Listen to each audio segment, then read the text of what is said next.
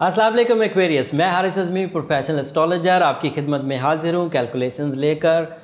Aquarius की calculations करते हुए मैं इंतहाई एहतियात बरतता हूँ और छोटी खुशखबरी को भी भरपूर अंदाज से कैलकुलेट करके उसके हर शोबे को ही आपके सामने बयान करने की कोशिश करता हूँ, ताकि एक्वेरियस की वो जो एक बड़ी और सीवियर टाइप की ख़राबी है, सैटर्न का फेज़ जिसे साढ़सत्ती कहते हैं, उसको किसी हद तक बैलेंस किया जा सके। जो छोटा सा भी क्लू मिलता है, चाहे वो सिर्फ रंगों के इस्तेमाल से ही मिलता हो, वो भी मैं आपको बयान कर देता हूँ, ताकि 1% भी अगर लक डेवलप होती है तो क्यों ना कर ली जाए। इस कंडीशन में मैंने अब जो प्लैनेटरी पोजीशन पाई उसमें ये बात तो अब तय है कि जुपिटर आपके 11th हाउस में है, पूरा साल भर रहेगा, जिसकी वजह से कुछ सडन गेंस छक्के की सूरत में मुयस्सर आ सकती हैं। लेकिन क्योंकि सैटर्न का दौर भी चल रहा है, इसलिए उस साढ़सत्ती की वजह से इन सडन गेंस की जो शिद्दत है या तो उसमें कमी आएगी या डिलेज़ का शिकार हो जाएगी कि जिस टाइम पर आनी थी उस टाइम पर नहीं आएगी, लेकिन आप उम्मीदवार ज़रूर हैं। उसके अलावा मार्स इस वक्त 15 फरवरी को इस हफ्ते चौथे घर में अपीयर हो जाएगा। मार्स चौथे घर में पॉजिटिव, तो हिजरत के उम्मीदवार एक्वेरियस अपनी प्लानिंग के तहत हिजरत कर सकते हैं। ये हिजरत अगर वो करेंगे तो वो सिर्फ हिजरत साबित नहीं होगी, बल्कि उनका ट्रीटमेंट साबित होगा।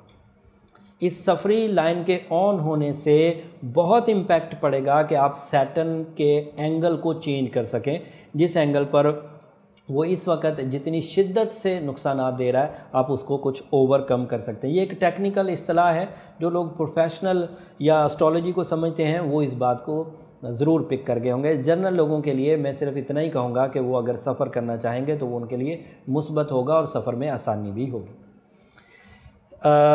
सैटर्न के 12वें घर में जो साढ़सत्ती का फेज़ है, उसमें तोहमत से बचने के लिए सिर्फ सीधे काम करें, एक्सपीरियंस बेस्ड काम करें, या जिन कामों को आप बहुत आसानी से कर जाते हैं, जिनमें आपकी दस्तरस बहुत मजबूत है, you are the master of that work, वो आप कर जाइए। लेकिन जिन कामों में आपको दूसरों का सहारा लेना पड़े, लक फैक्टर को काउंट करना पड़े, या आपको लगे कि इनके रिजल्ट्स श्योर नहीं हैं, या आपको लगे कि इसमें रिस्क लेवल बहुत हाई है, तो उसको फ़िलहाल आपको अवॉइड करना चाहिए। कानूनी दस्तावेज़ात साइन करते हुए अब आपको और मोहतात रहना होगा, क्योंकि मरकरी आपके यहाँ सेकंड हाउस में है। सेकंड हाउस माल का घर है, विरसे का घर है, और आपके फ़ैसलों का घर है, जो कि माल और औलाद से रिलेटेड होता है। अगर आप इस वक्त मरकरी के रेट्रोग्रेशन की वजह से साइकोलॉजिकली ब्लैंक रहेंगे या कमज़ोर जहानत का इजहार करेंगे, तो लोग आपसे फ़ायदे उठा जाएंगे और आप इस चीटिंग का, इस धोखे का सिर्फ ढंडोरा ही पीटते रह जाएंगे। मैंने वक्त से पहले आपको आगाही दे दी, इसलिए इसको ज़रूर कंसीडर करिए।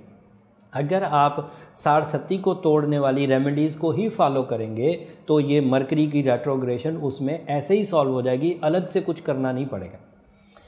आपका बर्थ स्टोन एक्वामेरीन या टर्मलीन था, लेकिन हमने आपको एमरल्ड प्रिस्क्राइब कर रखा है। उसकी केमिस्ट्री स्ट्रॉन्ग है और आपके सैटर्न के नेगेटिव इम्पैक्ट को बहुत शार्पली बैलेंस कर रही है। और दिन में हमने सूरह शम्स प्रिस्क्राइब किया था और रात में सूरह नजम।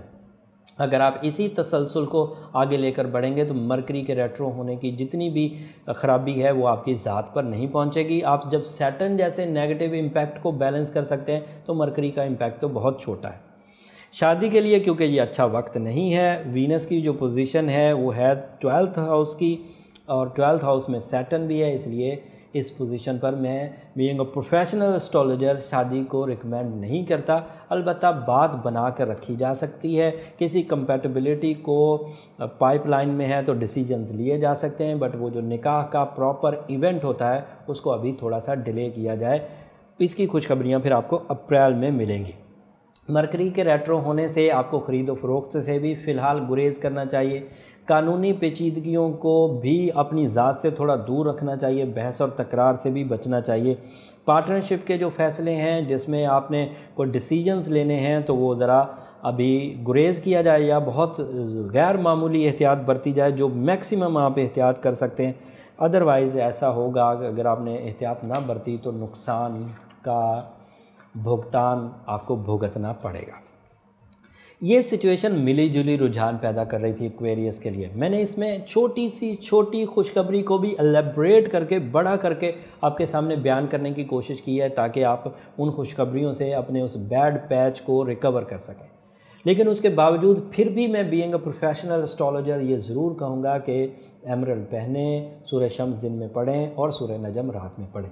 अल्लाह ताला आपका हामी और नासिर हो। मेरी दुआएं भी आपके साथ हैं, और अगले हफ्ते जब सूरज की पोजीशन बदलेगी उससे आपकी ज़ात पर जो मुस्बत असर पड़ेंगे वो अगले हफ्ते बयान करेंगे।